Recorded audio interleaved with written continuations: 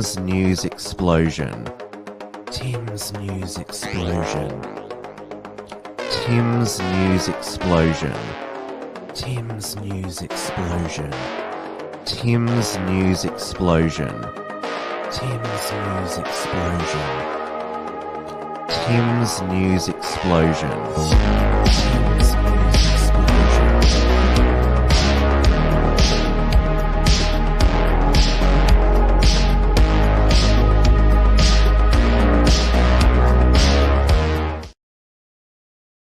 Hello, everyone, and welcome to this week's Tim's News Explosion on this Monday, the 4th of December, 2023. We are live on the Wilmsfront YouTube channel, the Wilmsfront Odyssey channel, and the Wilmsfront Rumble channel. Hello to everyone in the live chat. I've also got Entropy Super Chats working. And so I noticed that Peak Ozyman, one of my regulars, says that once upon a midnight dreary, while I pondered weak and weary over many quaint and curious volumes of forgotten lore, Tim was on time. Yes, I am 100% on time at Monday night and at 9 p.m., even though I still am on my MacBook, which doesn't have much CPU, but I managed not to overload it because that led to a 10-minute delay in the start of last week's show. And then obviously the week before, I couldn't get my capture card working on my Mac Studio. So I'm still using this is why I've had to switch back to the MacBook, because so you can see me, though it is with a crappy inbuilt camera there. So not only is it 9 p.m. here in Melbourne, Victoria, yesterday my team, the Brisbane Lions, won the AFLW Grand Final Premiership against North Melbourne at Princess Park. Did anyone know or care that it was on? I know that the local media was pumped. It was on the front page of the Herald Sun, both on Sunday and today, and all the news alerts on my phone lit up, but it's certainly no substitute for the Brisbane Lions losing the big grand final, the proper grand final, the men's grand final back in September at the MCG. The final score was 7-2-44 for the Brisbane Lions to North Melbourne 4-3-27.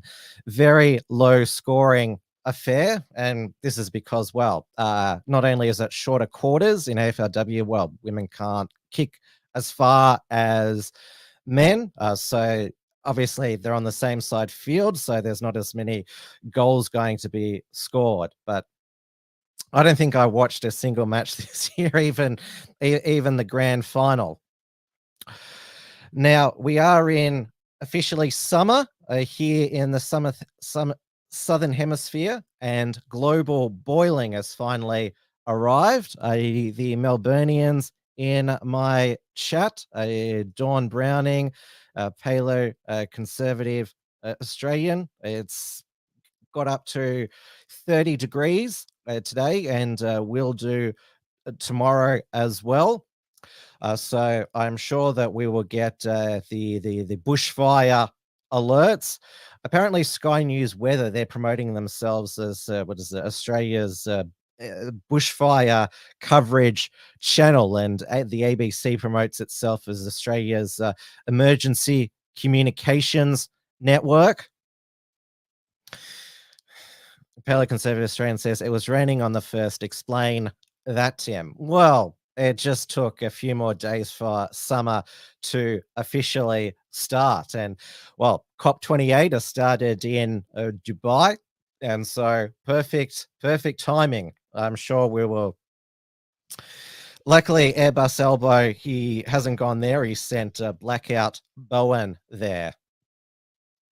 I'll get to our weak beta male Prime Minister shortly. But of course, the big scary news came out of Ballarat on Sunday when the National Socialist Network decided to march in the main street of Ballarat, Sturt Street, and make their way to the Eureka Stockade Memorial, because December 3 is 169 years since the Battle of the Eureka Stockade against government tyranny and excessive taxation. Now, when I was checking out the usual Antifa accounts for a lull on a Sunday afternoon, they finally had something to hyperventilate about and get their knickers in a knot. And Channel 7, Paul Dowsley, he had a report ready to go by 6 p.m. That evening. Police are reviewing footage of a white supremacist march through Ballarat this afternoon. Paul Dowsley has the latest. Paul, locals were shocked by this unannounced demonstration. And police were shocked too, Blake. They had no advance notice of this demonstration that started about 12:30 this afternoon with masked neo-Nazis marching through the streets of Ballarat, including the main strip, Sturt Street, walking on roads and chanting with loud hailers. At one stage, the intimidating group from the National Socialist Network stood outside the Ballarat police station. They also gathered around the Eureka Memorial. Today is the 169th anniversary of the Eureka Stockade in Ballarat, and police say there were no major incidents today here, but that could mean they didn't see any of the now outlawed Nazi salute in this group, but they say their top priority was keeping the peace. We spoke with one local who watched this happen as he had lunch with his daughter. It was confronting. At the time, I thought it was maybe a bit of street theatre, but as I came closer, I realised it was the real deal. There were a few people yelling at the marchers, yelling their disapproval. Just about to head off back home, and there's a big protest happening by all these racist idiots. But I thought I'd share that. I was just blown away by what I just witnessed. Officers did stop one of the group and speak with him. They held him there by his wrist, but police say he was not detained or arrested. In fact, they say there were no arrests, but as per usual, they will be looking through any footage and any CCTV to see, Blake, whether any laws were broken today. All right, Paul, thank you.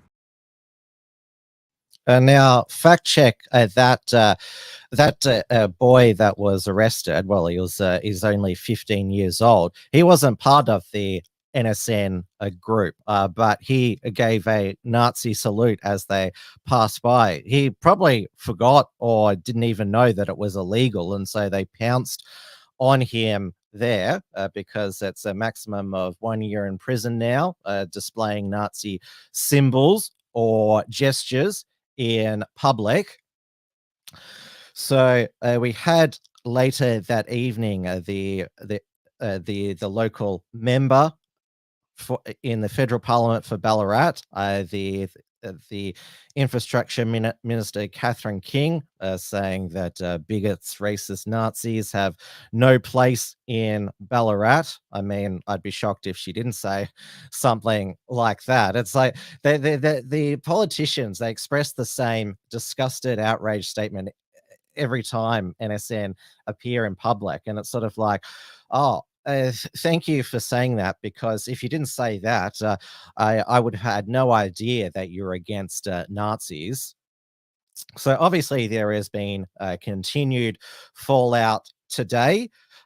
Wayne Gatt from the Victorian Police Association, they are actually beginning industrial action today, giving away the locations of speed cameras, so flashing police lights to alert motorists of where fixed speed cameras are.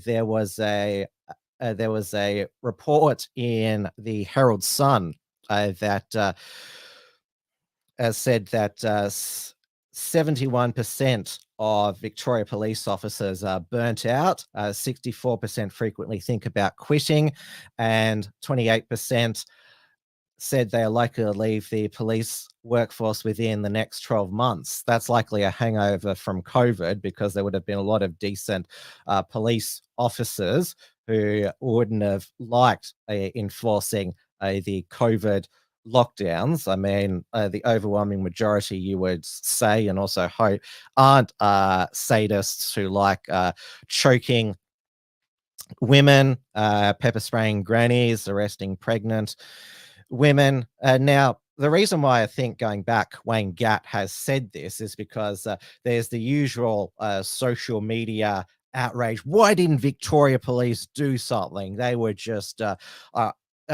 driving beside in their police vehicle. They seem to think that because they said, Victoria Police, there was no they didn't detect any offences had been committed.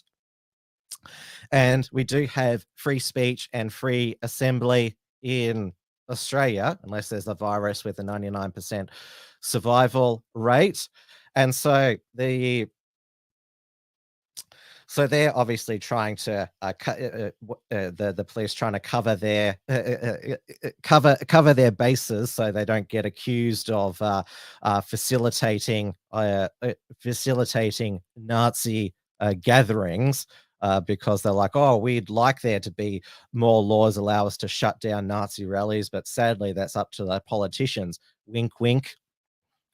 And tonight on 9 News, which you would say is probably the most ferociously hardcore against the National Socialist Network after Thomas Sewell was found guilty of, what is it? I think it was in the end, what is that? Reckless conduct, assaulting that Channel 9 security guard. So this was their report tonight, featuring, guess who?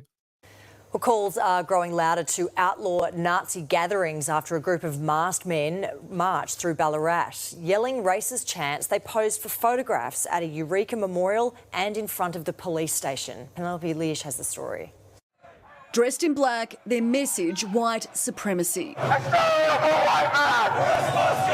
The National Socialist Network, neo-Nazis, marching through the centre of Ballarat and the streets around Sovereign Hill. Shouting, the most horrible things about people of colour, and it was just disgusting. I come from another country and you think you're going to be safe. Thomas Sewell, the only member of the racist display showing his face, the group descending as Ballarat marked 169 years since the Eureka Stockade. Community members outraged the men who took photos at the police station were allowed on the streets. What they were yelling was incitement and racial abuse. It was absolutely horrific, and I don't understand why Vic Police allowed them to continue marching and to continue yelling that. Unfathomable that in 2023 in Victoria, a group of neo-Nazis can walk down the main street of a regional centre. Police spoke to a 15-year-old boy who wasn't attached to the march. Officers are currently reviewing footage with Nazi salutes and symbols outlawed, but many say the law doesn't go far enough. This is not Nazi Germany, and perhaps it's time for the government to consider outlawing the glorification and celebration of Nazism. We are working towards anti-vilification legislation to make sure that the law has the tools that it needs. This is the Eureka Monument, one of the places the group came to pose for photos. Organisers of the Eureka celebrations say not only is there no place for neo-Nazis here, but they clearly don't understand the history. Over 30 nationalities pledged allegiance to the Eureka flag in 1854. Now, Penny, this has prompted greater demands to give police more powers. Well, Wayne Gatt, the Secretary of the Police Union, Alicia, he says that realistically they would like to see these sort of actions, these sort of marches banned. But as it stands, the police are quite hamstrung when it comes to the particular legislation. Unless people are committing those salutes or the Nazi symbols, the government say they will be looking further at that anti-vilification legislation. But those in Ballarat today have told us as well they feel other protests in the past from the trade union and from other movements have been heavily policed, and they certainly want to see further action on this issue. OK, we'll see what happens. Penny, thank you. So 7 and 9 News, they found no shortage of Ballarat locals who were shocked, frightened, disgusted. It's clear that the average person gets their views, or their idea of what neo-Nazis are like from movies such as American History X and the local romper stomper, that they could just go out and mob bash a minority if they look at them the wrong way. That's the sort of view that they have, and that might be the view of News Corp's resident homosexual reporter Shannon Molly, who wrote this for news.com.au. Terrorism experts warn neo-Nazi movement in Victoria poses a serious threat to national security. I mean, Shannon Molly, he did write a op-ed many years ago about how he was bullied and beaten at high school for being gay. The headline was, "You're going to die, poofta." So he probably fears that people like Thomas Sewell would have bashed him in high school. So it says here, a neo-Nazi group that staged a frightening protest in a regional city on Sunday poses a serious threat to national security and community safety, experts have warned. So the first expert that he quotes is John Coyne from the, I think it could be pronounced Cone. I'm not sure how the Y is pronounced, is the head of strategic policing and law enforcement at the Australian Strategic Policy Institute. That's the neocon think tank in Canberra, very hawkish on China. They do receive funding from the Australian and US governments. Michael Shoebridge and Peter Jennings have been their previous executive directors. So John Coyne has been involved in researching far-right extremism since the early 1990s. Their commitment to their cause clearly isn't so strong, given that they protect their identities by wearing masks. That's not brave, but in any case, it's absolutely disgusting in 21st century Australia to see a demonstration of this nature. The vast number of Australians would look at abhorrent behavior like this for what it is: small-minded and ill-informed. And quotes one we have heard of quite from a bit. Joss Roos is an expert on extremism at the Deakin University and the chief investigator on the Australian Research Council study currently underway on the far-right movement. Now, I wonder if he's lobbying for his university to change names, given that there was another media article on the weekend about Alfred Deakin, a former prime minister in the 1900s, architect of the White Australia policy, which, and this is how the National Socialist Network, one of their arguments about why they are defenders of Australia, why they have the slogan Australia for the white man, because we did have the White Australia policy from 1901 to 1967. That's history. You can think that's great, like the National Socialist Network, or you can think it was a disgustingly racist policy, but it's still history. But I digress for a moment. The numbers we saw yesterday suggest the group's membership isn't growing, but while the group is very small, it is very active. But we should always take extremism seriously. If history teaches us anything, it's that groups and individuals who idolize Hitler and Nazism should not be ignored. And then going down the end, it mentions Thomas Sewell and Jacob Hirschner's court cases. So going down here, Dvir Abramovich, chairman of the Anti-Defamation Commission, and said, Hitler must be smiling at the sight of the group invading the streets of Ballarat. This is beyond despicable display of depravity belonging in the 1930s Germany, not in our state. Imagine the grief a Holocaust survivor in Ballarat or their children would have felt confronted with this outrage, which they probably thought would never see in their lifetime. The group's hate-filled behavior is also akin to spitting on the memory of the Australian diggers who fought and died in World War II. It's not just Jewish people. Groups like the National Socialist Network hate, but also Indigenous Australians, Muslims, the disabled, members of the LGBTQI community, and other ethnicities. What is driving this campaign is the replacement theory, the belief that the white race is threatened with extinction by a rising tide of non-white immigrants controlled by a cabal of Jews. This atmosphere of vilifications and dehumanization can lead to murder, as we saw in the lone wolf shootings around the world. Brent and Tarrant, who this group tried to recruit, actually used the slogan, the Great Replacement. Dr. Abramovich has called on the Victorian government to outlaw all promotion and glorification of Nazism.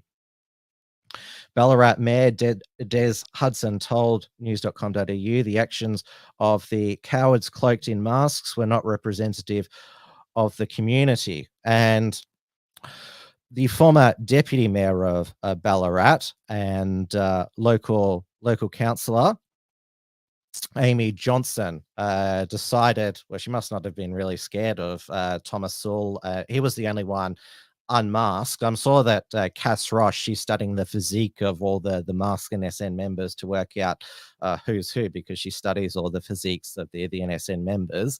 But this is Amy Johnson deciding to go to the Eureka Memorial and confront Sewell and the NSN.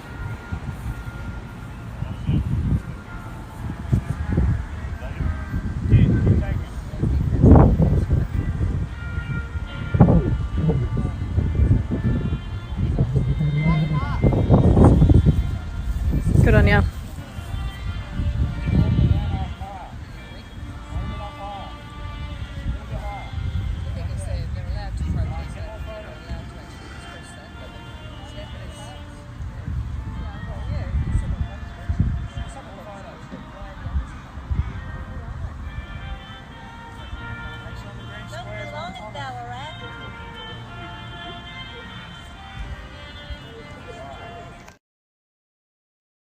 Now, Thomas Sewell, he's back on Twitter and X, I should say. His new account is at Thomas Sewell X. So responded to Amy Johnson's tweet video.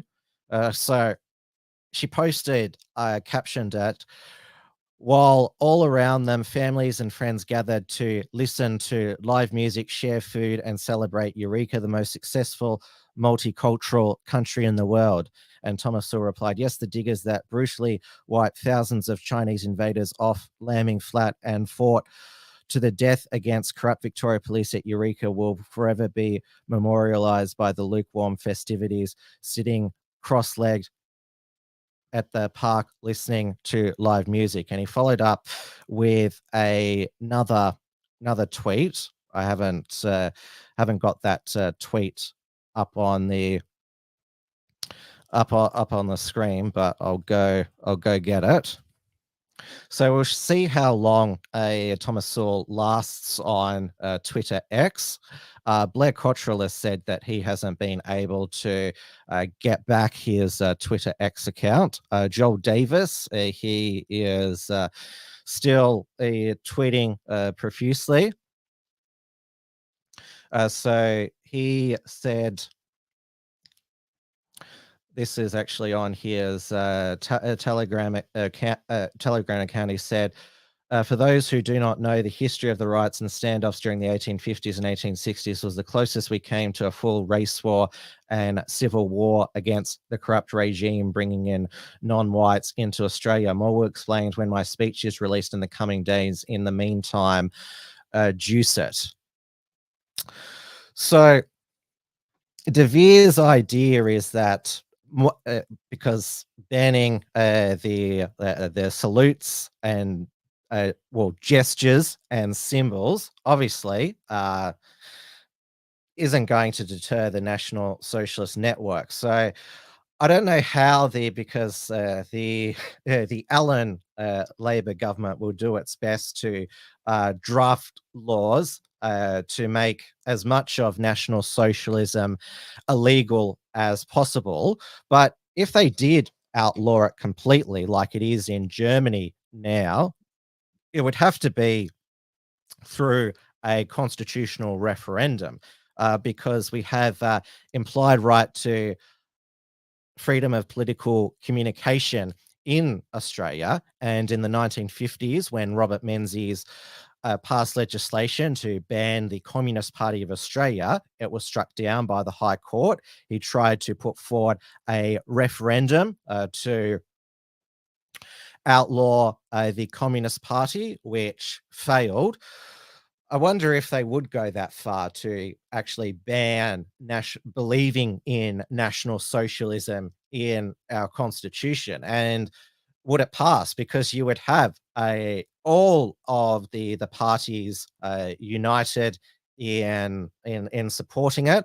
I mean, last week, the Liberal opposition pressured the Albanese government to implement a federal Nazi salute ban, as well as banning Nazi symbols and the sale of Nazi memorabilia. And in Victoria, it was actually the Liberal deputy leader, David Southwick, who has actually led the initial campaign to ban the swastika and then ban the Nazi salute.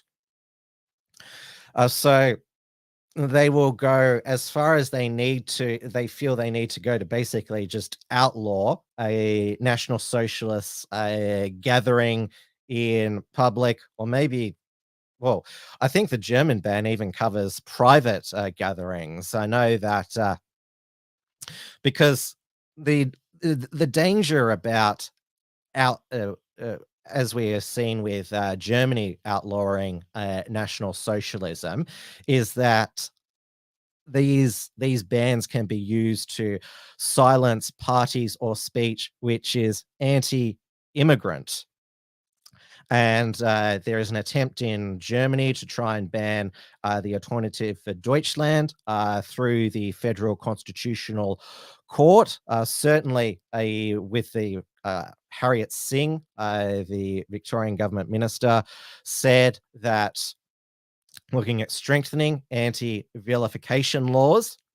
And so does that mean that all opposition to mass immigration would now be illegal? I mean, we already have quite a number of free speech laws in Australia, Racial and Religious Tolerance Act.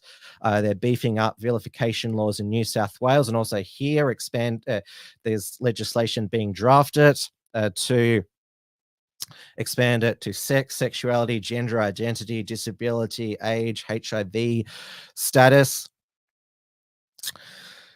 Paleoconservative Australian says it's not Romans, they are hailing down taxis. Well, I think I've showed you the sign before. It still instructs people at tram stops to hail a tram, and this is the ridiculous thing. I mean, how do you hail a tram in a way that can't be mistaken or resembles a Nazi salute? Because that's what the legislation says. It's illegal, something that resembles a Nazi salute. And also, going back to Australia's history, you can like it or not, but pre-1967 Australia, we're just going to make that part of Australian history illegal. Is the Liberal Party going to disavow their founder, Robert Menzies, because he was a supporter of the White Australia policy?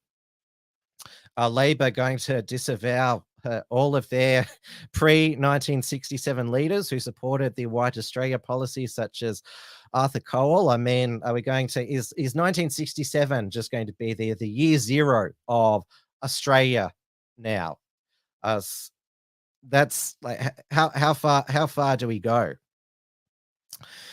Now, moving on to, well, apparently Nazis marching in the streets. That's apparently the most scary thing happening in Australia right now. Not the 141 illegal immigrants or who are now on the street following the High Court decision that indefinite immigration detention is unlawful. Now, the High Court, they fast-tracked their reasons last week about why they made this ruling and overturned a 20-year precedent, given that there was so much political fallout and community concern. They released the judgment, but not the reasons.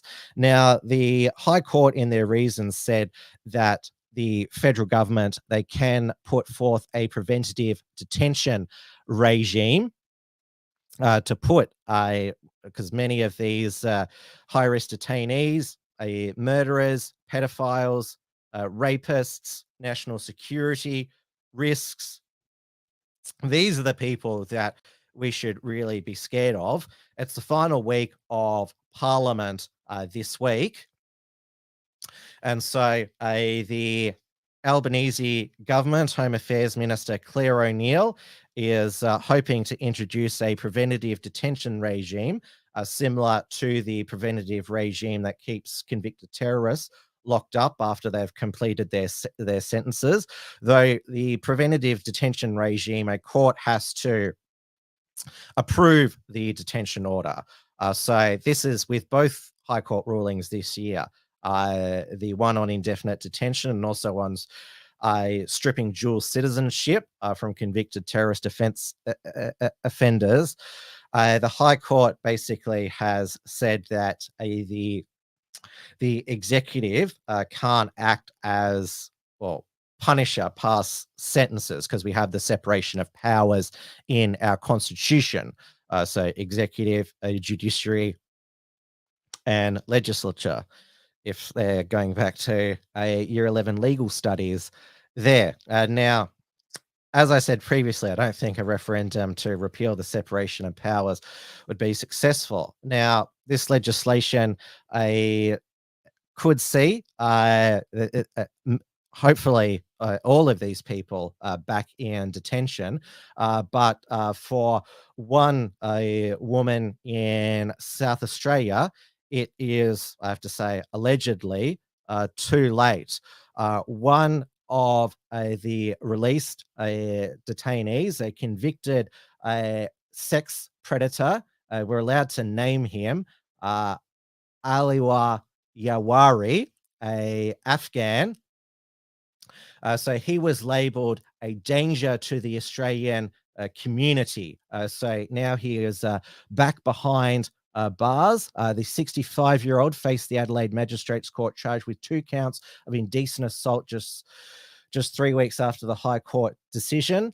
So he had been documents released to the Adelaide Advertiser reveal Yawari had been living at the Pavlos Motel on Main North Road in Eureka. SA police allegedly indecently assaulted a woman at that location on Saturday evening. He immigrated to Australia from Afghanistan in 2010 and found a job at Bordertown soon after. So I guess I shouldn't say all of them are illegal immigrants, but they certainly managed to get their foot in the door into Australia through indirect means. The owner said he was not aware of the alleged assault until he saw police lights and sirens outside the reception. He said that Mr. Yarrow had been taken to hospital 4 or 5 days ago with back problems. It has been confirmed he was wearing an ankle bracelet. Between October 2013 and December 2014, the father of 7 launched attacks on women in rural parts of South Australia. In 2013, he was convicted of assault, but acquitted of rape and received a suspended prison sentence. 2 months later, he was charged after indecently assaulting a woman before hitting her in the neck with a walking stick.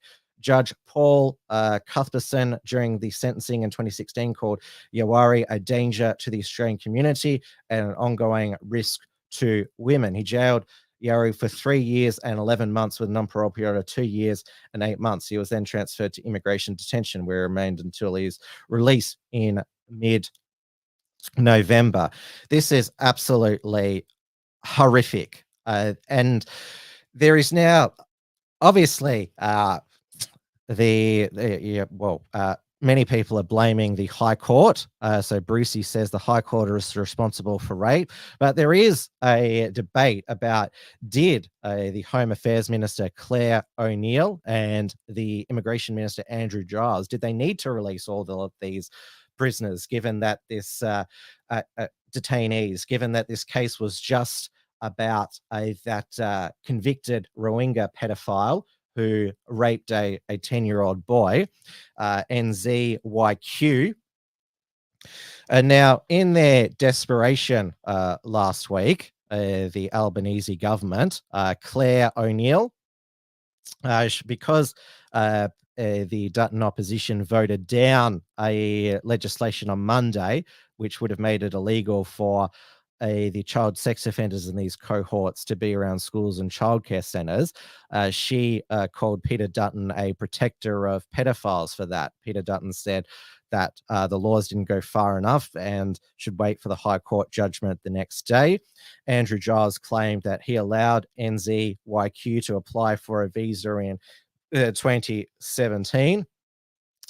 Now, this line of attack was never going to work, given that, well, they've tried to paint Peter Dutton, because their strategy is now get Dutton. They've tried to paint him as a heartless person who's too tough, but apparently he's now too soft, even though he's a former Queensland police officer who was in the child sex offenders squad. The reason why he advocated for a royal commission into child sexual abuse in remote Aboriginal communities is because that's where he saw some of the most horrific child sex and family violence in those remote communities in northern Queensland and other parts of Queensland. And also, as Home Affairs Minister, he cancelled the visas of sex offenders and pedophiles.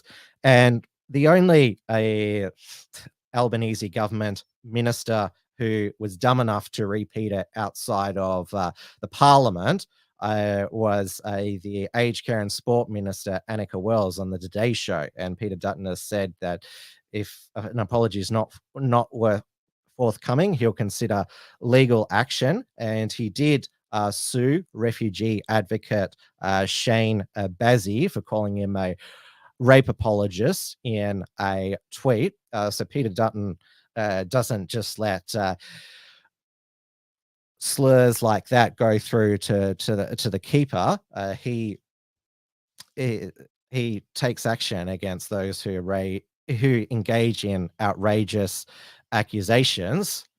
And Albanese, as typical of a weak beta male, told Neil Mitchell on Friday. It was Neil Mitchell's final day on the job, final interview with the Prime Minister. He said, "Oh, I'm not responsible for what my ministers say. I'm responsible for what I say," basically throwing his ministers under the bus, even though it would have been a talking point that they strategized in his office.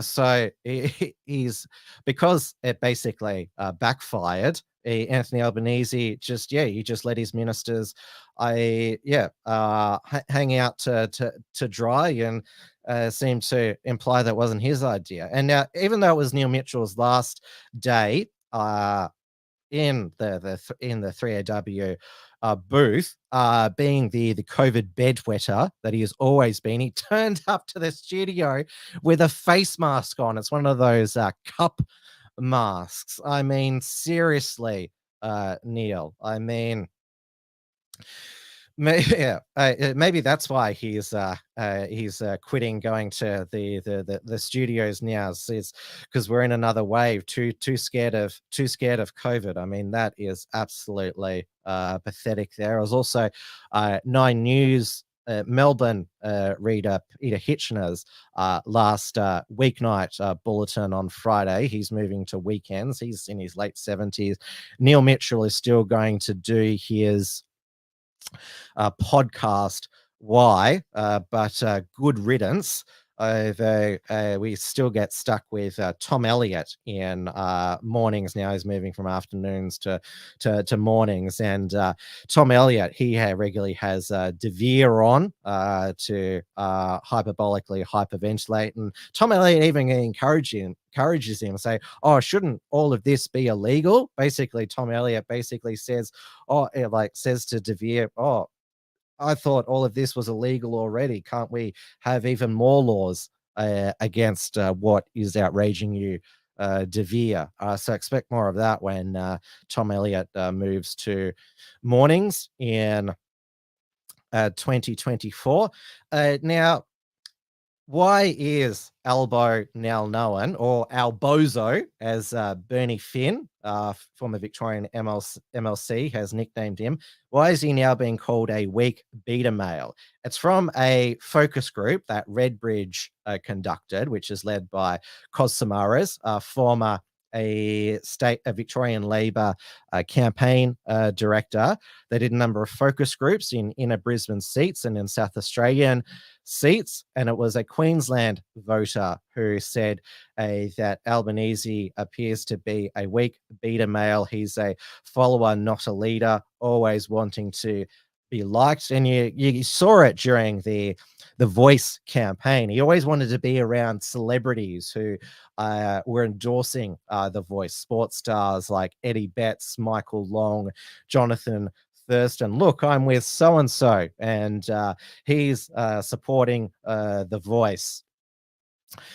Of course, Albanese tries to, be hip, cool, wearing T-shirts and sculling the beer.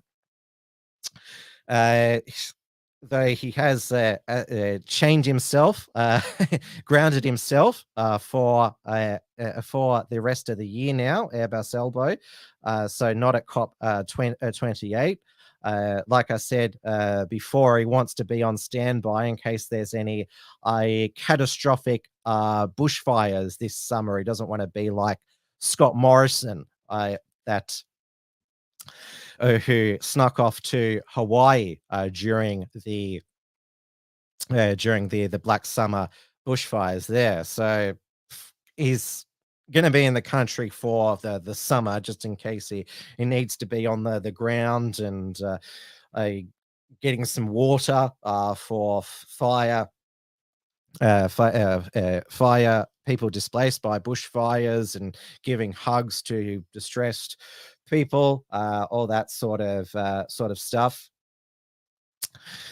Now, here's a government as in the previous week, introduced, Finance Minister Katie Gallagher, she introduced the digital identification bill, and this is what she posted on X. Digital ID is not compulsory. It is voluntary, secure, and convenient way for you to access online services safely without having your personal documents stored by third parties. I'm proud to have introduced our digital ID bill this week. This technology will transform our economy. And this was her poo-pooing people who oppose this glorious digital ID. And I cannot believe that those opposite are going to side with people who are going to pretend this bill is a whole range of things that it absolutely isn't. So when they say it's mandatory, it's not. When they say it's going to steal your identity or it's a big government conspiracy, it is not. This is about personal control of your own information. It is completely voluntary. It's an important economic reform that needs to happen, and it needs to be done quickly so that we can respond to Optus and Medibank, where people's documents have been taken and have been misused, and their privacy and their control over those documents has been abused. Please support the government's position, which is for a committee inquiry to report by the end of February. Thank you, Minister. Senator Canavan. Yes, because government servers are 100% secure. I mean, the Australian government's never been hacked by a foreign adversary before. Governments, of course, their security is second to none. And now, this digital ID will store online. It will store. So there's been this website, digitalidentity.gov.au. Now, even though the coalition opposes it now, this was being drafted during when Scott Morrison was Prime Minister and Stuart Robert was the minister responsible. It's of course sold as secure, convenient, voluntary, and efficient, reusable, private, secure. And so it's got instructions here on how to create your digital ID. And so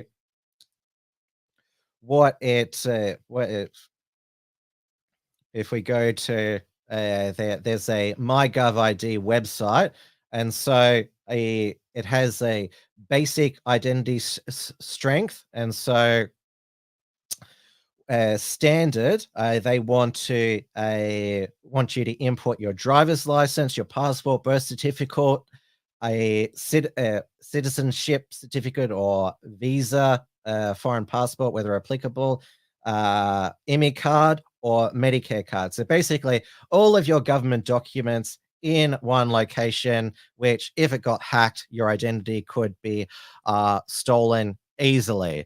And you'll see the community note, which has actually been removed now from Katie Gallagher's post on Twitter X. Maybe she lobbied for it. It says, labeling digital ID as voluntary can be misleading if it has become a implicit requirement for essential services. A case in point is India's Aadhaar system, where initially voluntary digital IDs became essential for accessing various public services and benefits. I mean, try opening a bank account or a mobile or registering a mobile phone SIM card without certain points of ID. And well, utilities, bills, and that, because well, going back to the justification for why NSN members cover their faces, because well, it's not just about they fear losing their jobs, but also be debanked. And obviously, if all institutions, everything's connected to your one ID, you can see how that would become a social credit system pretty quickly. And we already had a dry run with the various state governments' COVID vaccine QR code check-ins, which was for contact tracing as well. Scott Morrison gave the state and territory service apps, access to your Medicare records, which actually might have been illegal, which will... somebody should really challenge that retrospectively. Now, even if the Morrison government had been re-elected, and they would probably introduce this like they would have introduced the mis and disinformation bill, guaranteed a National backbencher who would have crossed the floor to oppose it, Matt Canavan, called out Katie Gallagher's stupid promise or guarantee that it's voluntary. Thank you, Madam Acting Deputy President. Well, the government's already been found out in spreading misinformation about its digital ID bill. Last week, the minister in this place claimed that their bill had nothing to do with a digital identity, when in fact the bill is called, their own bill, is called the Digital ID Bill 2023. It's in the title. I think it might have something to do with digital ID. The minister followed up on the weekend.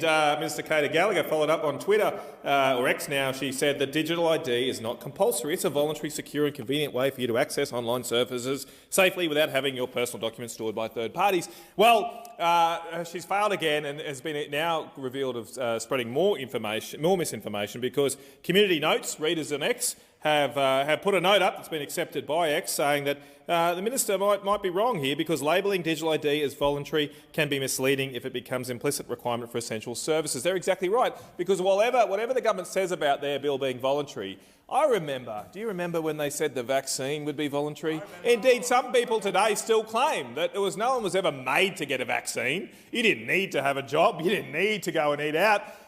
You could have just got the vaccine instead. It was your choice to get the vaccine. I remember that. They all said it was voluntary. Well, now they're saying a digital ID is voluntary. You should be very careful about the weasel words used by politicians in their own bill. In Section 74 of their own bill, it does say that this can't be used to. You can't use a digital ID to make people access a service. And then later on, in Section 75, subsection 4, it actually says the minister can exempt people from that requirement if it is, wait for it, appropriate to do so. That's it, appropriate to do so. So where is this all headed? You can either trust the politicians that tell you it's voluntary, or you can think back about how you've been treated the last few years by those very politicians. Don't believe a word they say. Oppose this digital ID, oppose this expansion of government oversight. We're a free country and we should remain that way. Yeah. And the Albanese government has earmarked $145 million for the rollout of the digital ID. So Katie Gallagher said, we're just handballing it to a committee, yet you've already put forward that amount of money into the budget. And now Peak Aussie Man has said, sadly, Canavan will be one of those that loses his seat at the next election. Matt Canavan, he was re-elected to the Senate at the 2022 federal election, so his term doesn't expire until 2028. His a Queensland colleague, Jared Rennick, he lost pre-selection for the next election of a ballot of Queensland LNP members, even though Peter Dutton wrote a letter endorsing him. So another one who campaigned against vaccine mandates and for vaccine injury compensation, Russell Broadbent, the member for Monash, the only federal MP who did not who's still in the lower house, who did not get vaccinated. He lost pre-selection for the next election. I mean, he was in his 70s, so and he has been in Parliament since the 1990s, on and off, albeit, so that would have played a factor in his pre-selection loss. But Russell Broadbent, he made a speech at the beginning of 2022 that he took ivermectin for him to overcome his COVID infection. So he's now resigned from the Liberal Party and is sitting as an independent. So the coalition, they're down to 56 seats. They had 58 at the election. But they lost Andrew G from the Nationals, who resigned to support The Voice. He looks foolish now. And also Russell Broadbent. Actually, they're down to 55 because they lost the Aston by-election. Labor is up to 78 now. And we also will be having a by-election for the southern eastern Melbourne seat of Dunkley, with the death of the Labor MP Peter Murphy at the age 50 from breast cancer. She was only in Parliament last week. She died over the weekend quite suddenly. So there's been a lot of sadness for that. She had been the member for Dunkley since 2019. I actually ran for the seat of Dunkley for the Liberal Democrats, now the Libertarians, in 2016. Peter Murphy, she was the Labor candidate back then. It was won back in 2016 by the Liberals' Chris Cruther, who's now the state MP for Mornington. So in the new year, that'll be an electoral test for weak beta male Albanese, because even though it's on a healthy margin now, I think of about, let's see if I can look up here what the margin is here. It was held from 1996 to 2016 safely by Bruce Bilson, who was a Howard and Abbott government minister. So Peter Murphy, she did hold that seat on a 6.3% margin.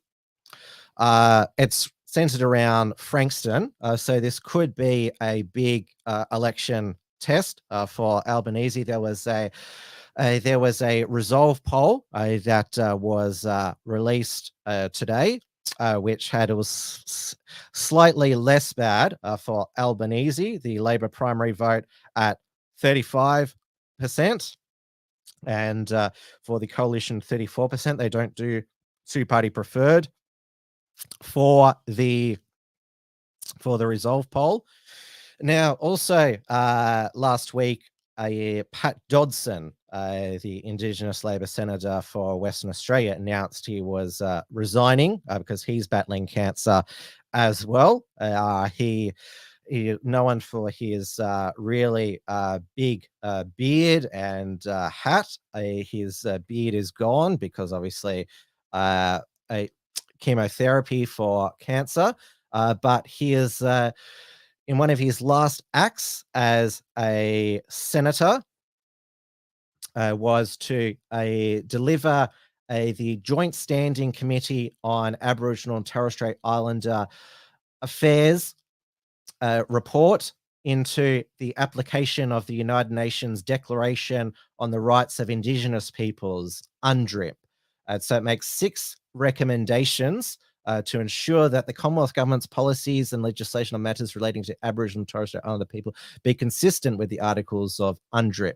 So this includes develop a national action plan in consultation with First Peoples. Sort of sounds like a voice by stealth that the people voted against back in October, to outline a coordinated approach to implementing UNDRIP across all jurisdictions, improve education on Australian history, civics and human rights relating to Indigenous Australians, so more brainwashing, establish an independent process of truth-telling and agreement-making. That sounds like the other 2 components of the Uluru Statement from the Heart, which obviously the Australian people voted against the first part, a voice to Parliament, back in October. So another by stealth, by stealth implementing the Uluru Statement from the Heart, which Albanese has not wavered from. And this is what the left do really good, is basically just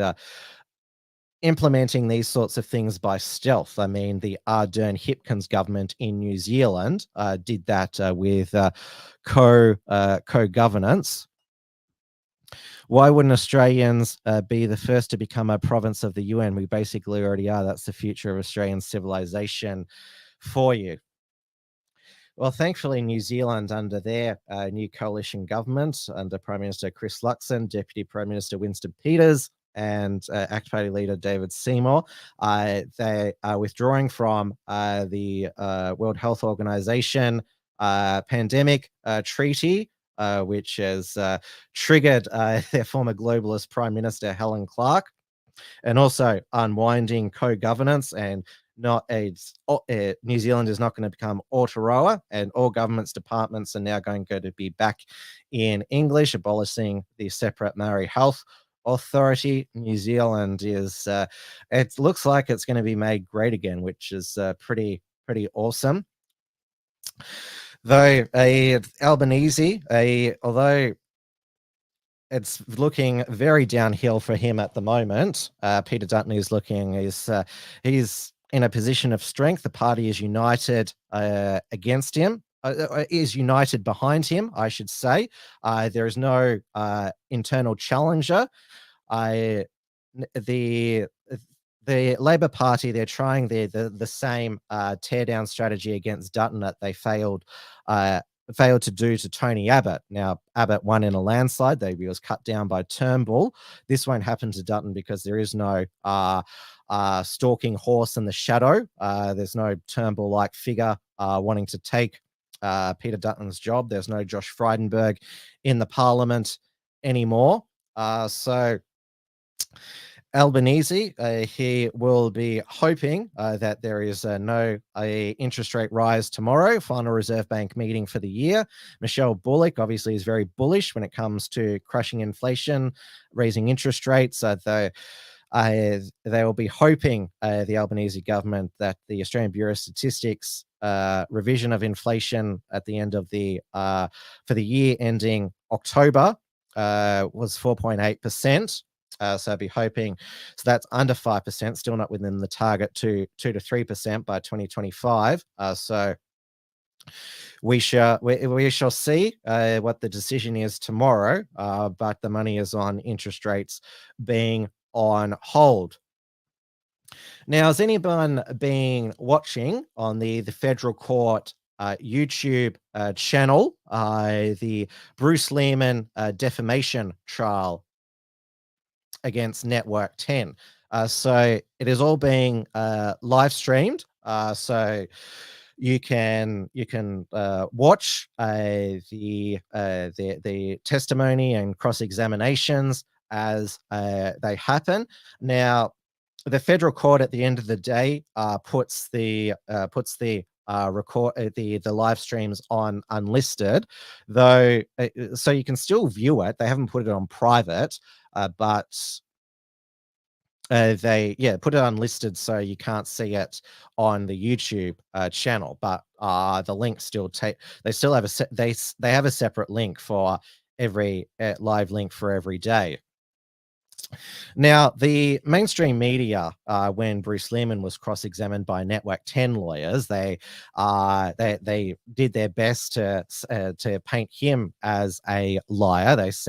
They mentioned that he lied to Fiona Brown, Linda Reynolds' chief of staff, about his reasons for being in the Parliament after hours, that he'd been asked to get some documents. Obviously, Bruce Lerhmann was lying to try and protect his job, which he failed in and got fired.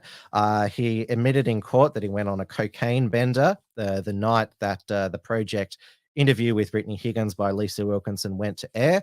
And there was also footage released from the Australian of after Bruce Lerhmann, it was announced that he wouldn't be facing a retrial.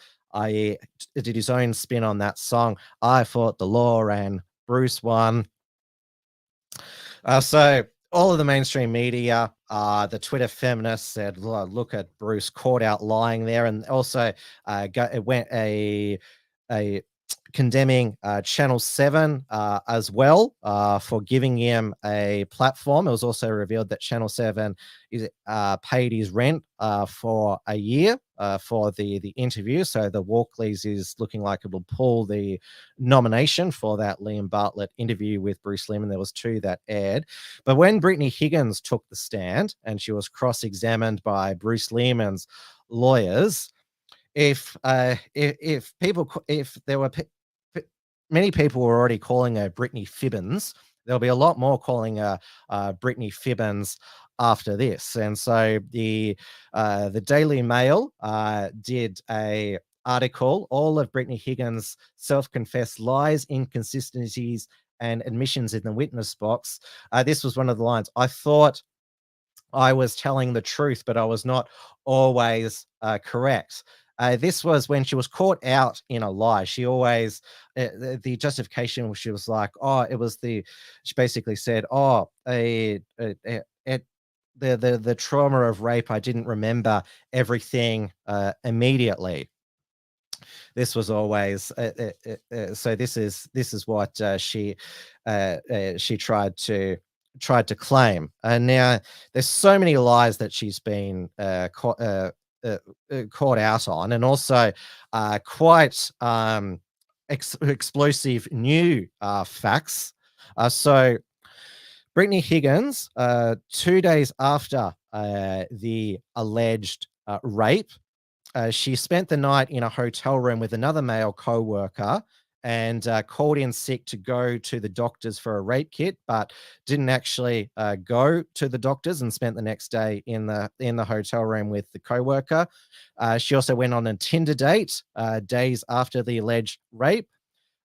She falsely claimed that Bruce took her underwear off on the project in the project interview. Now it is revealed she wasn't wearing any underwear.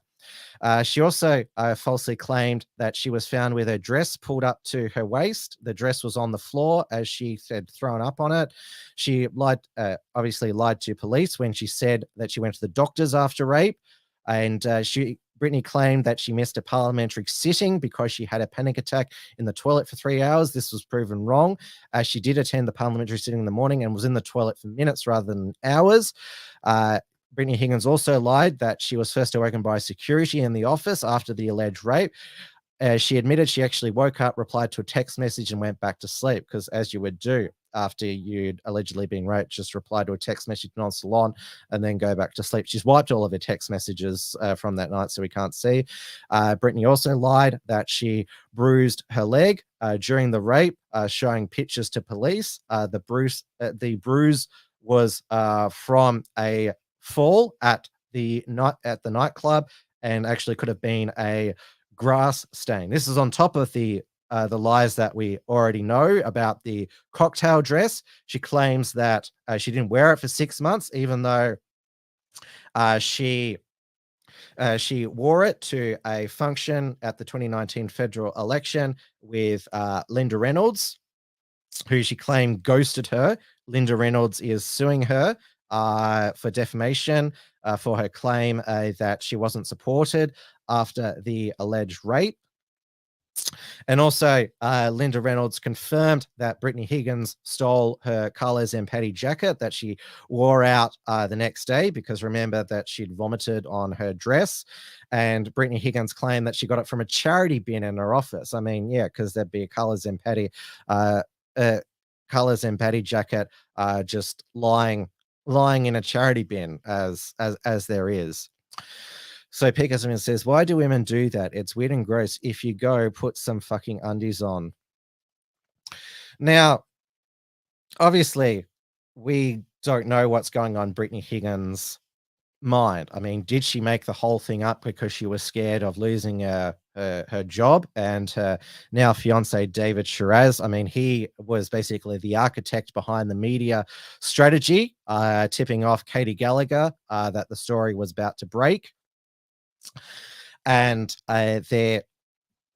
or maybe Brittany Higgins has convinced herself that she was raped. Bruce Lerhmann claims that they didn't have sex at all. My money's on that. They probably did have sex, but at the end of the day, it's a he said, she said. There's no there's no DNA or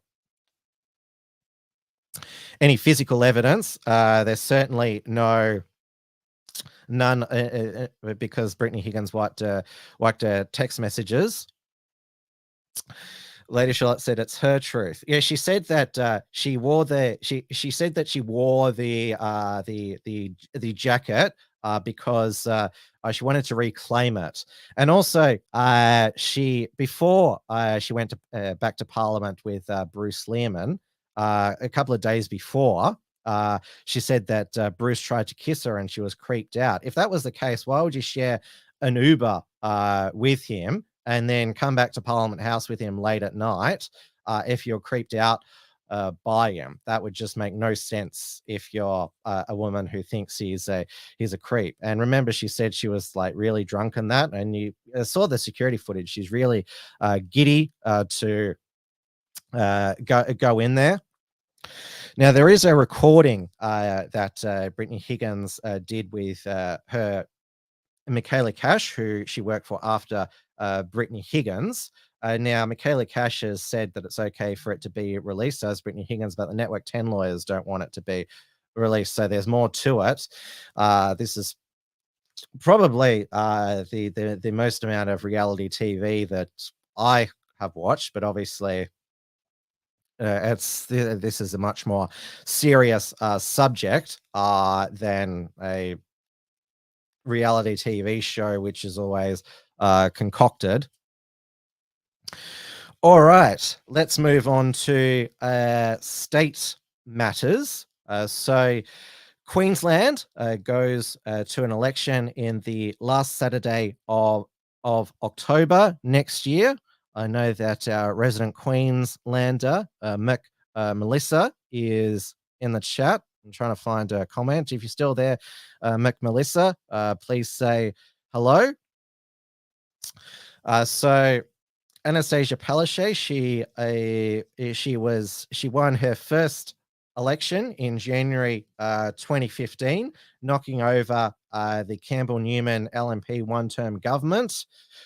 So they won in a landslide. It was 78 seats to 7 in 2012. Anastasia Palaszczuk won 44 out of 89 seats, and they got into government with the support of independent Peter Wellington. Anastasia Palaszczuk re-elected with a majority in 2017 and then re-elected with an increased majority in 2020. Anastasia Palaszczuk, she wants to run again in 2024. She released a presidential campaign style video a couple of months ago, though the Labor power brokers, they're attempting to tap her on the shoulder to get her to step down before the next election and replace with either the Deputy Premier Stephen Miles, the Health Minister Shannon Pentamol, or the Treasurer Cameron Dick, brother of the House Speaker Milton Dick. Now, obviously, even though Palaszczuk, she is very underwhelming. She's basically checked out, going on to these red carpet events. She should never be underestimated. I mean, she's been underestimated her entire political career. She's kept winning election after election. The LNP, they in Queensland, they are famous at a state level for snatching defeat from the jaws of victory. They've been pretty hopeless over the years. Lady of Shalott says she won't. She has nothing else in her life. Childless, postmenopausal, overweight, unattractive. She is a spinster, like Gladys Berejiklian was. And she also wants to beat Peter Beattie's record for being the longest serving Labor Premier, and also winning 4 elections as well. Now, down here in Victoria, a new female premier, she is not a spinster, she's a mother of 2. In another break from the Dan Andrews regime, Dan Andrews was opposed to the legalization of recreational cannabis. Jacinta Allen says that she's open to talks because we have 2 legalized cannabis MPs in the state parliament. So one of their MPs, David Eddershank, has got a private members bill before the upper house. Jacinta Allen, the treasurer Tim Pallas, and opposition leader John Pesciuto admitted in their youth to smoking a marijuana. They say they don't now, but it was in their youth. David Limbrick, the Libertarian MLC, who obviously also supports the legalization of recreational marijuana, has said, well, if these MPs have admitted that they smoked marijuana in their youth and are not going to support its legalization now, then why don't they turn themselves into the police? Now, when it comes to the enforcement of the prohibition against marijuana, Australian police are nowhere near like the US police, who will ruin young people's lives if they find like a small amount of pot in their car. That is why the legalized cannabis movement has blossomed over there, and there's now a majority of Americans live in a state where recreational marijuana is legal, even though it's still a prohibited substance at the federal government level. Now, as you all know, I'm a libertarian on these matters, so I completely support legalizing marijuana. It had put the dealers and illegal growers out overnight. I just wish that our governments were committed across the board to ending the war on drugs and not starting new war on drugs. So we have, because the federal government has consistently increased the tax on tobacco, we now have the illegal tobacco market, and there has been a number of firebombings of stores in Melbourne selling illegal tobacco. The tobacco wars have lit up, pardon the pun. The AFP have got a lot of resources dedicated to busting illegal tobacco. And of course, we had the Health Minister, Mark Butler, last week ban single-use import vapes. That's the new moral panic, vaping. And there's apparently an epidemic of children who are vaping now. It's sort of like the new public health crusade after COVID. The public health lobby, they've been outraged that the new Zealand government has reversed the generational smoking ban, saying this was world-leading legislation, implying that, of course, by world-leading legislation must be good by default. But after Australians stopped being scared of COVID, the public health lobby, the nanny statists, the health fascists, they moved on to a moral panic crackdown on vaping. Now, the latest COVID wave looks to have peaked. Even though Norman Swan was on the project last week saying wear a mask for Christmas lunch. But of course, with 2024 almost upon us, it is not just an election year in the United States, but also the United Kingdom. The mainstream media, they are attempting to push a new virus for 2024. Now, last Monday evening, not long after the end of Tim's News Explosion, the UK Health Security Agency, they reported the first human case of a new variant of swine flu in a person in North Yorkshire. And so this was during a routine flu test on 9th of November. And apparently this person did not work with pigs or keep any as pets. They could have done the David Cameron pigget and put their cock or balls inside a dead pig, which would transmit swine flu, but probably too embarrassed to admit it.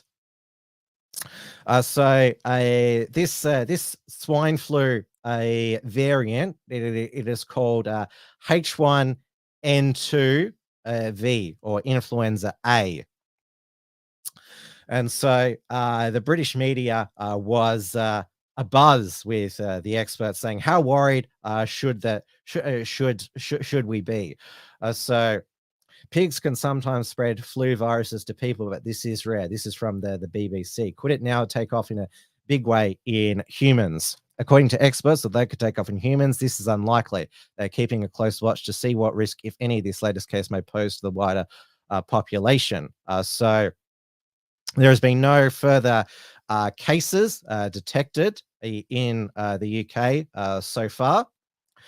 This individual, not much is known about their age. So they had a mild illness and have now recovered. So quotes virus expert Dr. Andrew Catchpole said pigs are a common source of newly emerging flu strains because they can catch flu viruses from humans and birds, which then mix and make new variants. That's how the 2009 swine flu was born.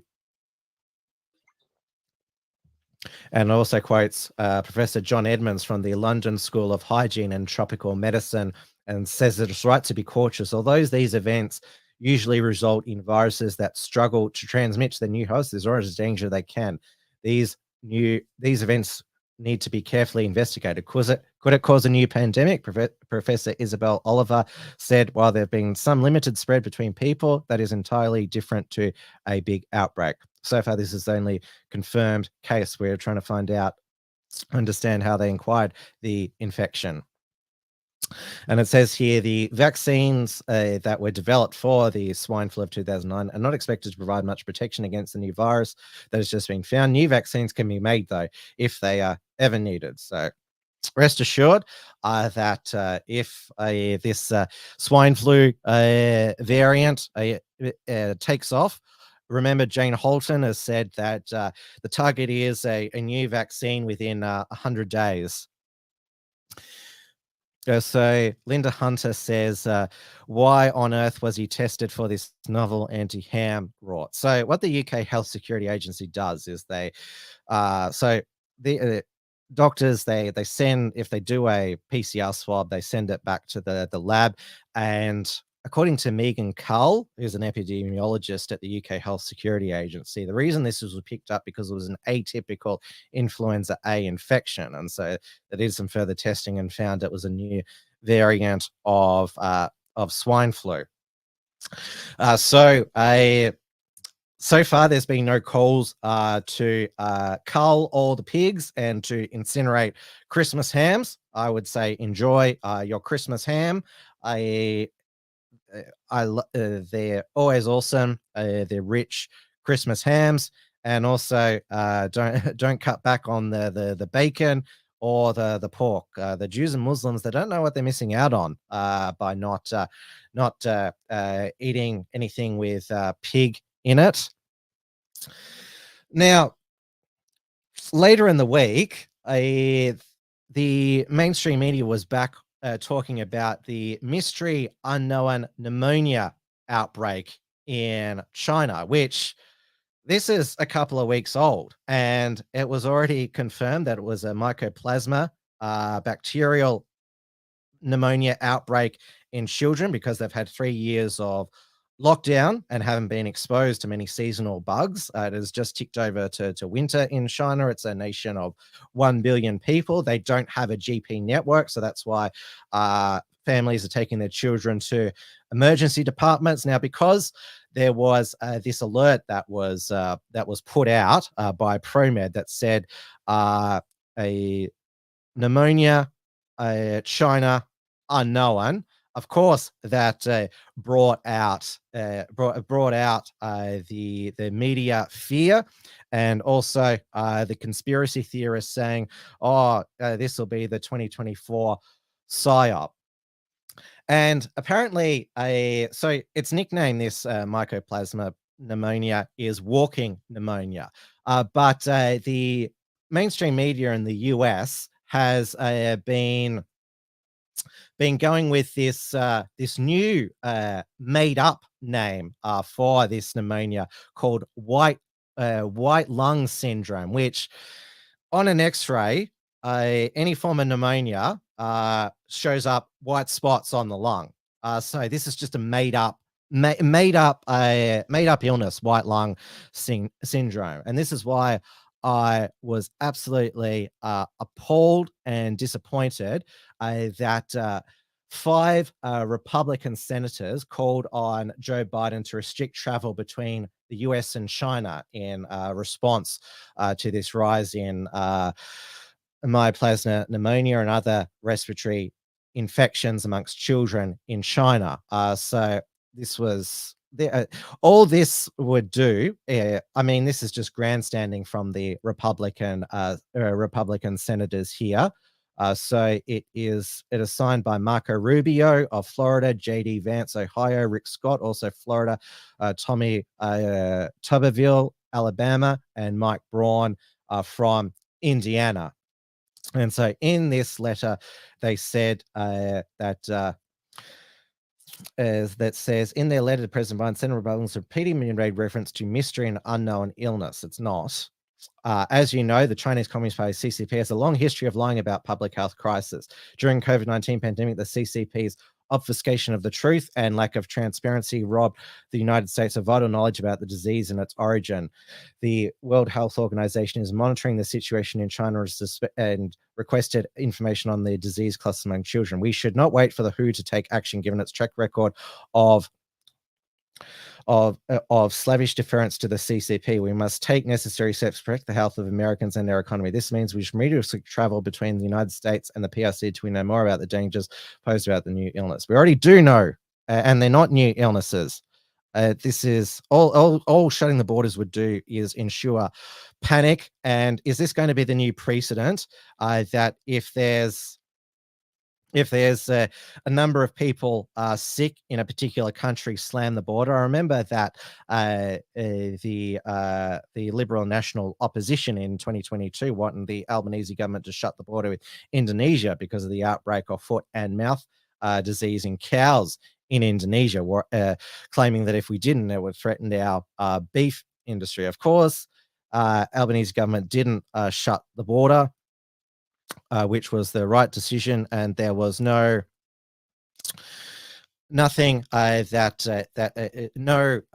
foot and mouth that came into Australia. And now this is the full text of the letter here, and I think the worst part here is that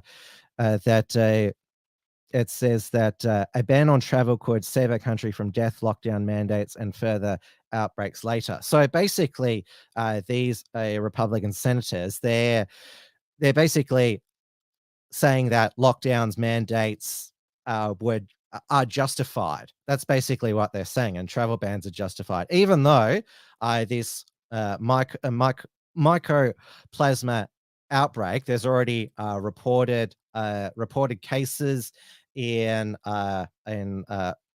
clusters in the Netherlands, in Denmark, in other European countries, and also in the state of Ohio. So in one of the counties there. I'll just make sure I get the county right. So how would a travel ban help if this mycoplasma pneumonia is already in Europe because, well, it's winter. This bacterial infection always increases during winter. So it is in Warren County, Ohio's Warren County, 145 cases since August. So this has been circulating since August. So it doesn't look like a pandemic to me, it just looks like seasonal respiratory illnesses. So absolutely shame on these Republican senators for advocating for a COVID fear response here. I mean, probably it's just political grandstanding because obviously nobody rightly trusts the CCP. But we have all the experts, such as Mandy Cohen, the director of the CDC. Every expert who the mainstream media interviews says, we don't need to panic about this. These are all known viruses and pathogens. Like, these are the same people that told us to be alarmed over every COVID wave. But now they say, nothing to worry about. You're all of a sudden alarmed. It's like the reverse thing, that you believe in UFOs when the government denies them, but when the government admits they're real, you say, oh, I don't believe them anymore. It's like this. Like, you really think that if this was serious, like this was something to be concerned about, the public, health experts, they'd be eager to say, be afraid, not be afraid.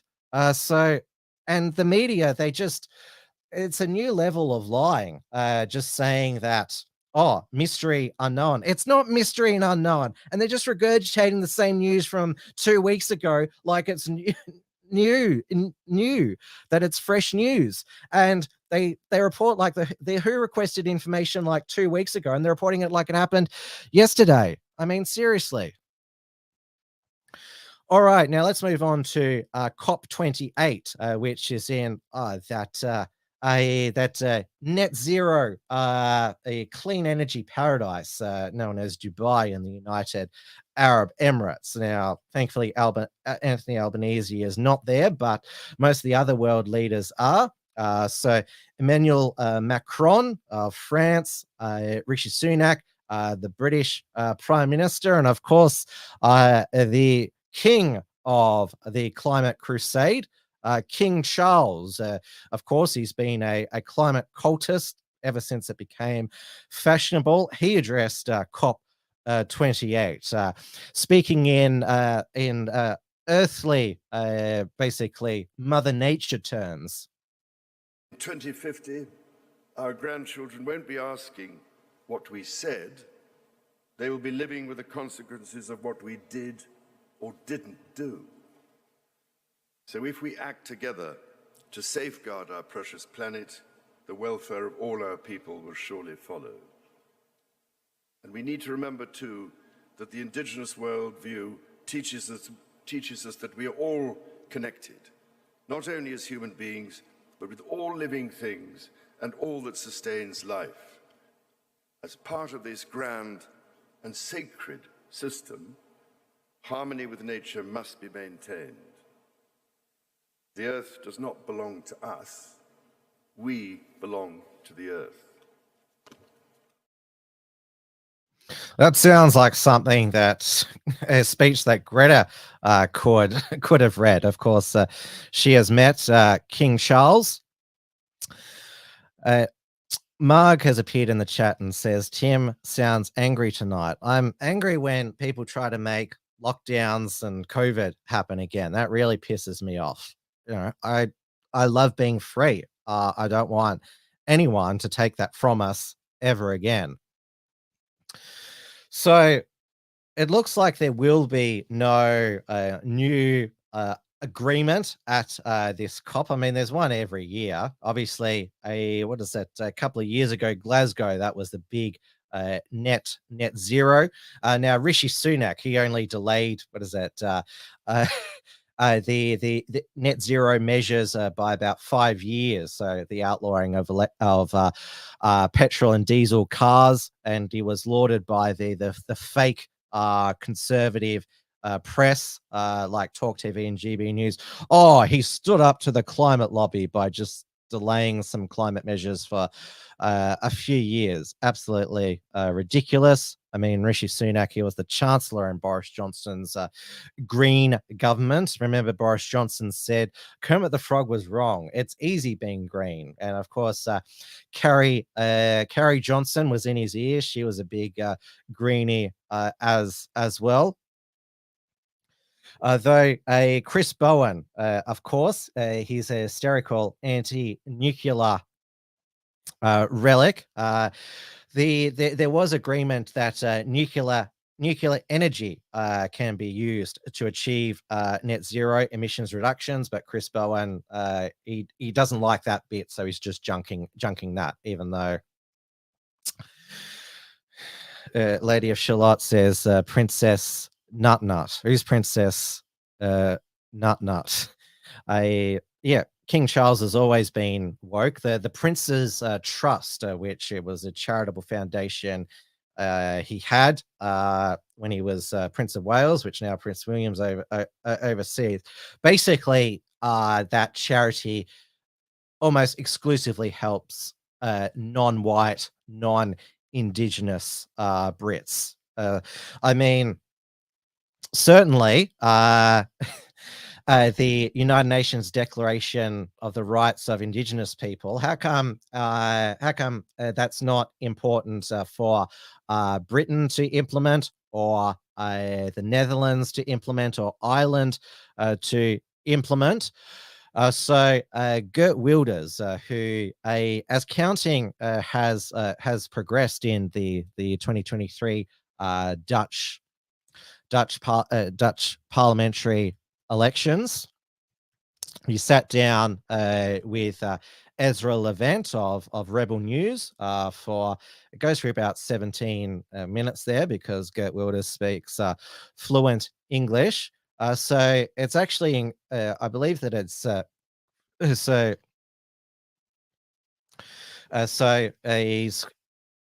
he's even though there's been some parties that said, oh, we're not going to enter into a coalition, Geert Wilders is optimistic that he can put together a coalition government, but he says that they will need to compromise. But he said what's not negotiable is the mass migration and asylum seeker issue, and also standing up for the Dutch farmers as well. So those two things Geert Wilders will never compromise on, but he is confident that he can become prime minister.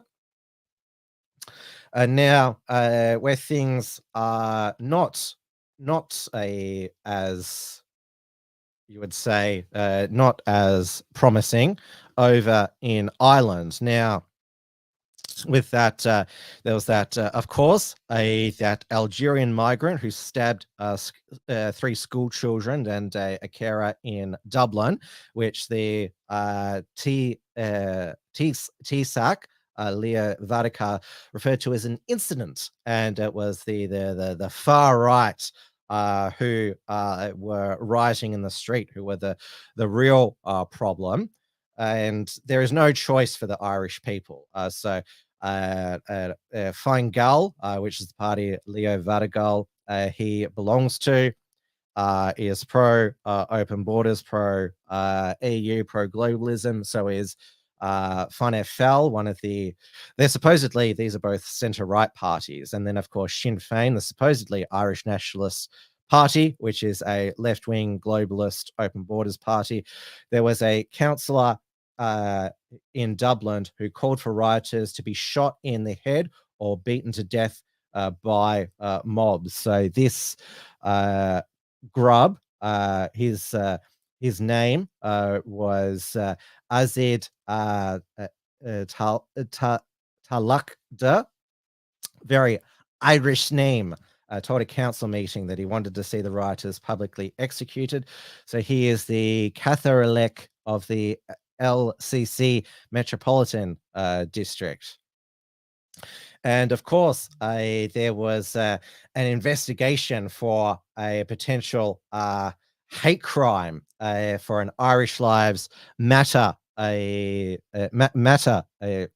spray sign in Belfast in Northern Ireland. So it is being treated as a hate incident, police have said. I mean, like I said last week, there is literally no one for real Irish nationalists to vote for. Like, Sinn Féin are fake nationalists. I mean, they're not for preserving the culture and traditions of the Irish Indigenous people.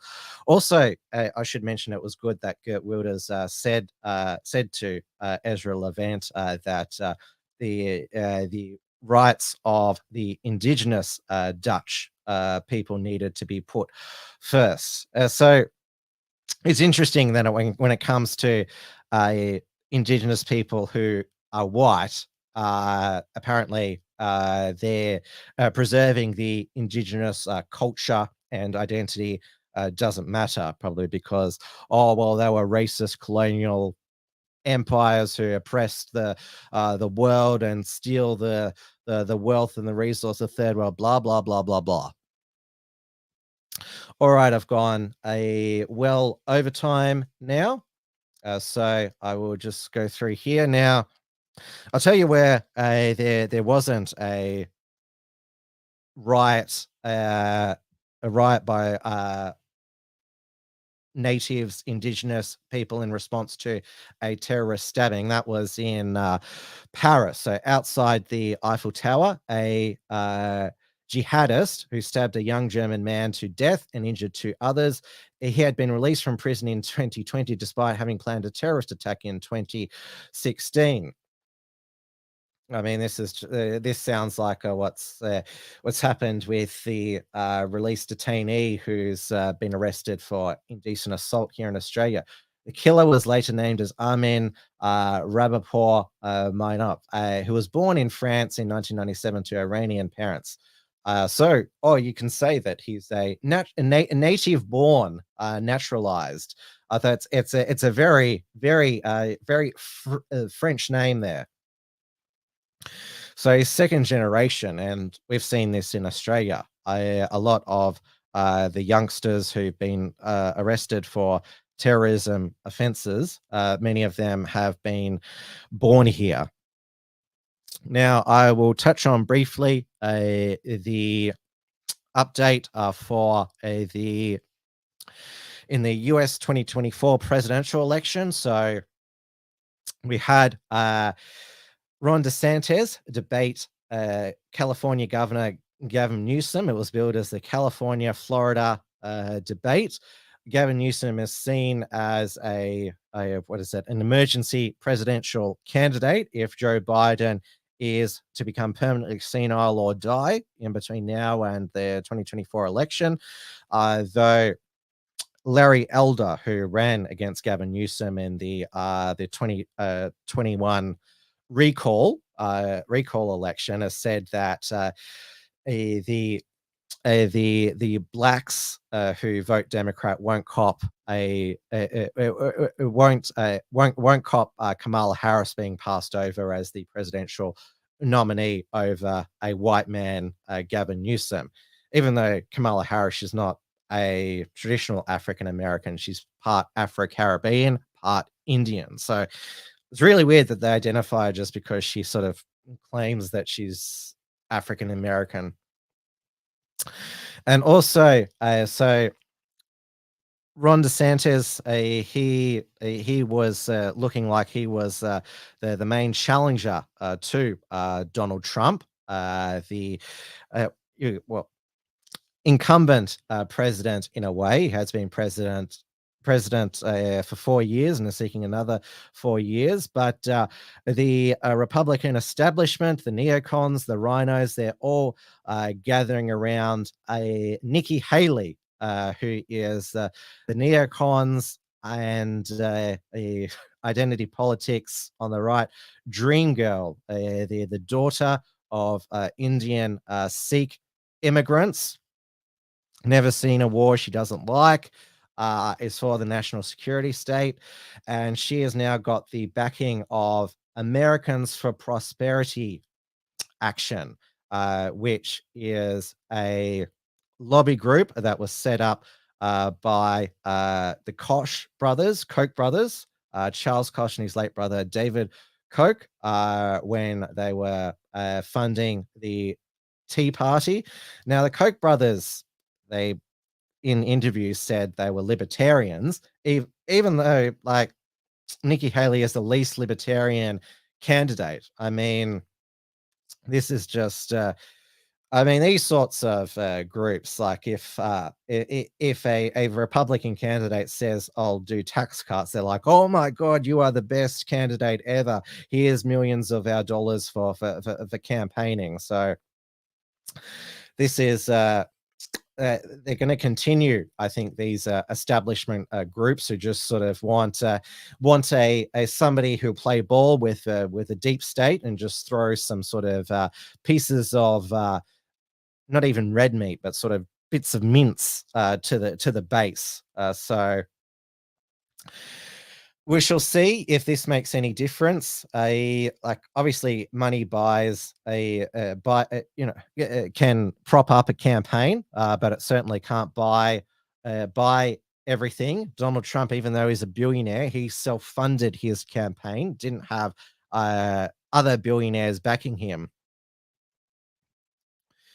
Paleoconservative Australian says they are open borders libertarians. Check out Open Borders Inc. by Michelle Malkin. Back in the 80s, Murray Rothbard, the great Austrian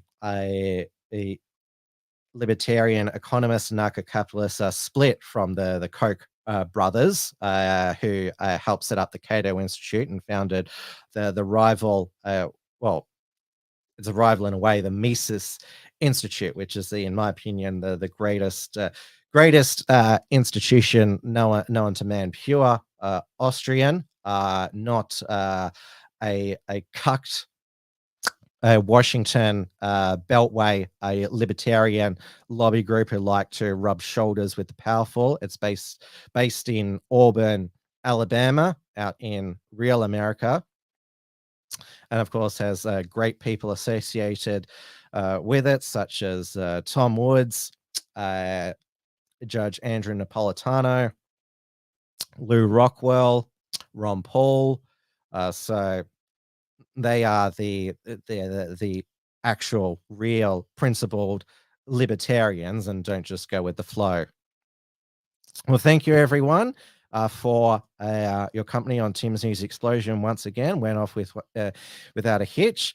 Now, Paleoconservative Australian asked me at the beginning of the show. Yes, I am going to plug Richard Wollstonecroft's Melbourne Underground Film Festival for 2023. So it goes from December the 8th to 14th. The first report from Tiger Mountain that I published this week. It's the first one that was published for a while.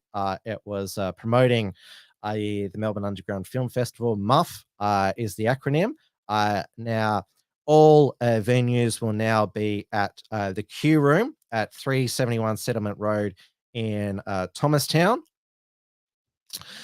So I have, I've told Rich and myself that I probably won't be making this year because Thomastown, it's way too far in the north for me. That's basically, near the, Broadmeadows area, which is basically sort of Arabic, Turkish country now.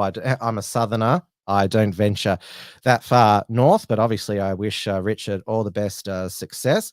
He's going on the Sam Newman You Cannot Be Serious podcast this week to promote MUF, which is very exciting. Sam Newman, even though Don Scott decided to quit over Sam's campaign against The Voice and Welcome to Country, Sam is continuing solo and still has some occasional co-hosts as well. Now, there'll be raw reports from Tiger Mountain later this week on current events. I didn't get time to do a Israel-Palestine update tonight, but probably do one tomorrow night with a theorist with myself and Andy Notch, which will only be on Odyssey and Rumble since we got another strike on the channel. We're on 2 strikes, so it'll be on Odyssey and Rumble for the foreseeable future. Most of you I know are over on the chat on the Odyssey channel, so let me know if you're going to be on Odyssey or Rumble. Lady of Charlotte sends her apologies. I'm going to see Morrissey tomorrow night. Have fun with that. And also remember, if you want to support the work of the Unshackled, instead of sending a super chat, you can send through either a direct donation via the website, theunshackled.net/donate, or take out a premium membership, theunshackled.net/membership, $5 per month, $10 per month, $25 per month, and $50 per month. That's all tonight. So in the next few days, stay cool. And put sunscreen on. It's easy to cope with hot weather. Just do the basics and, you won't faint, and just be able to enjoy the sunshine. Good night, everybody. Tim's News Explosion. Tim's News Explosion. Tim's News Explosion. Tim's News Explosion. Tim's News Explosion. Tim's News Explosion. Tim's News Explosion. Tim's News